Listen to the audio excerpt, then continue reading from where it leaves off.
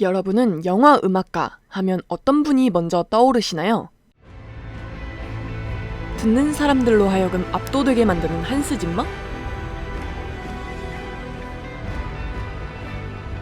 항상 새로운 분위기를 창조하는 존 윌리엄스?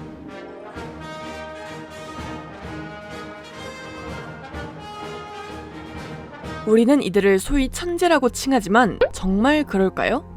제 생각에 천재라고 칭송받는 한스 짐머의 작업 과정은 아마데우스에서 묘사된 모차르트 마냥 딱 하면 무언가 팍 떠올라서 생각의 속도를 손이 따라잡지 못할 정도로 미친 듯이 써내려가는 그런 모습을 상상했는데요. 과연 현실은 어떨까요? 이곳은 한스 짐머의 작업실. 그는 영화 음악을 만드는 과정 중 하나인 스파링 세션에 대해 이야기하고 있습니다. I have no idea how to do this. Oh my god. And then after a while you think, should you be phoning them and saying, hey, I think you better phone John Williams. I have no idea how to do this. The blank page is always the blank page. 네, 한스 짐머라고 다른 건 없었습니다. 창작의 고통은 누구에게나 어려운 것이었네요. 모든 사람들이 매일같이 하는 그 고민을 똑같이 위대한 한스 짐머도 하고 있는 것이죠. 그도 결국 사람이니까요. 이 인터뷰를 보니 뭔가 더 친근해 보이죠? 물론 모차르트처럼 정말 천재라고 불릴 만한 감각을 가진 음악가도 있습니다. 그의 이름은 제리 골드스미스. 영화 오맨, 차이나타운, 원초적 본능 등 수많은 영화 음악에 참여하며 아카데미 작곡상 후보에 오른 작품만 17편에 이른다고 합니다. 그중 차이나타운의 음악은 불과 열흘 만에 작곡을 마쳤다고 하는데요. After an earlier score had been written, recorded, and thrown out. And it's very interesting that, Jerry comes in and he looks at the film and he immediately decides he needs 4 harps, 4 pianos, strings, percussion, and a solo trumpet.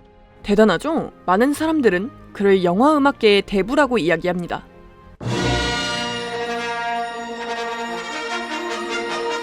스타워즈를 한 번도 안 보신 분들은 있어도 이 주제가를 모르시는 분들은 없으실 겁니다. 제리 골드스미스와 함께 폭스에서 교육받은 또 다른 위대한 작곡가 존 윌리엄스. 존과 뗄래야 뗄 수 없는 감독 스티븐 스필버그는 리버스란 영화로 처음 존의 음악을 들었을 때 80살 넘은 할아버지가 이 위대한 곡을 작업했다고 생각했답니다. Said, "My God, this guy must be 80 years old." I really thought, I thought maybe here's some guy who's 80 years old who maybe wrote his greatest scores of his life. 그만큼 그의 음악이 노련하고 많은 감성을 자극했다는 이야기겠죠? 그렇게 존 윌리엄스는 영화 음악계의 판도를 뒤바꾸어 놓는데요.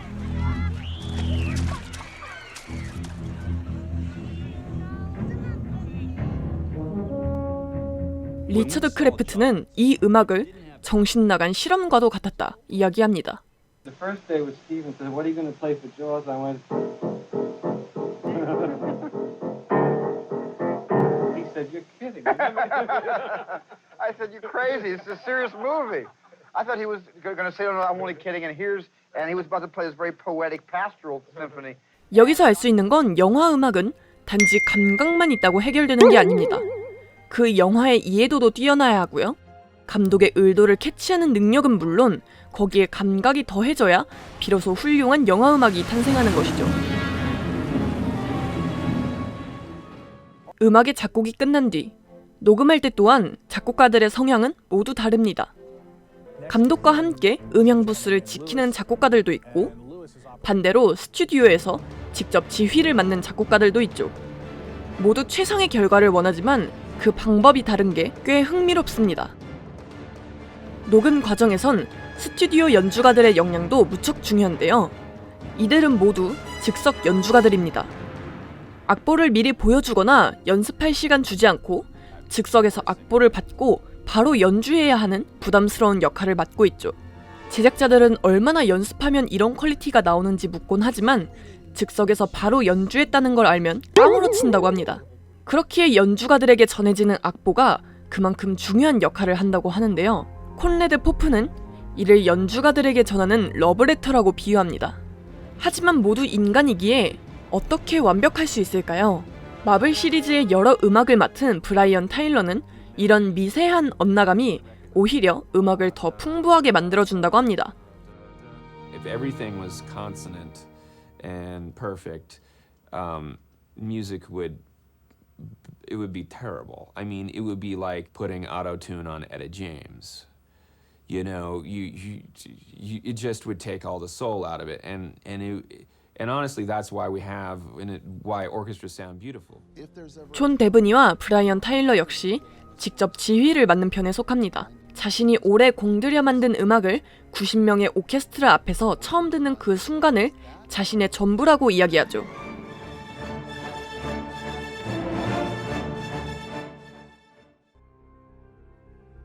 이렇게 작업 방식도 녹음 방식도 모두 다른 음악가들이지만 입을 모아 가장 무서운 순간이라고 말하는 때가 있다고 하는데요. 한번 추측해보세요. 감독이 다시 해오라고 퇴짜 놓을 때? 영감이 하나도 떠오르지 않을 때? 모두 아닙니다.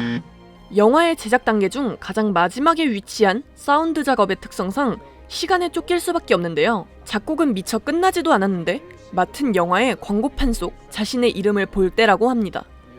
개봉일은 적혀있고 시간은 길어야 한 달도 안 남은 상황. 그 책임감과 중압감이 상상만 해도 끔찍하네요. 급이 높은 음악가라고 해서 피할 수 있는 것은 아닙니다. 돈을 많이 줄수록 그만큼 요구하는 게 많다는 거죠. The more expensive the movies get, you know, I mean, they do let you know this. 특히 음악에 힘을 쏟는 디즈니 영화의 경우 한 편당 5억 달러의 비용으로 움직인다고 하는데 한화로 5,930억을 오가는 어마어마한 비용이죠. 영화를 낼 때마다 역대 박스오피스 20위 안에 들어야 한다는 부담감으로 일을 한다고 합니다.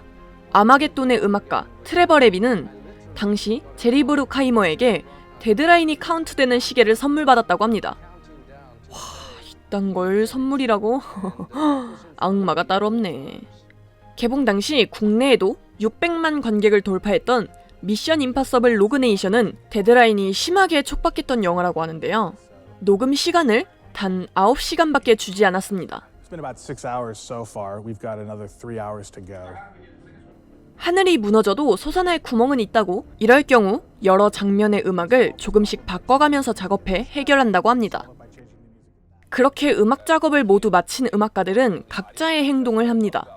어벤져스 에이지 오브 울트론의 음악을 맡은 브라이언 타일러는 가장 정확한 관객들의 피드백을 느끼기 위해 영화관에서 관객의 반응을 살펴본 뒤 화장실에서 음악을 흥얼거리는지 살펴본다고 하네요. 영화가 종합예술이라고 불리는 이유. 영화에 소리가 없고 영상만 흘러나온다고 상상해보면 정말 재미없는 사진의 흐름이라고밖에 생각되지 않을 것입니다. 지구상에 남은 마지막 오케스트라의 이야기. 스코어, 영화 음악의 모든 것이었습니다.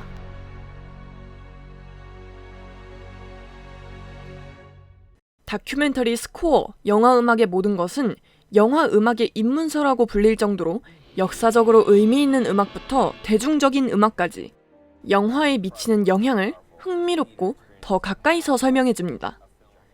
단순히 프로젝터의 소음을 가려주기 위해 도구로 쓰였던 소리가 예술이 되고 우리 머릿속에 강렬히 남은 영화 장면과 함께한 음악은 시간이 흐른 뒤 음악만 들어도 온몸에 소름이 돋게 하는 신기한 현상을 만들죠. 이 다큐멘터리는 다소 구성이 엉성하다는 느낌이 들 수도 있지만 영화 음악의 대가들이 생생히 전하는 이야기를 또 어디서 들을 수 있겠어요? 개인적으로 영화를 좋아한다면 꼭 한 번쯤은 보셔야 할 다큐라고 생각합니다. 귀는 물론 여러분들의 오감을 한층 더 감성적으로 만들어줄 테니까요. 지금까지 덕질하는 여자였습니다.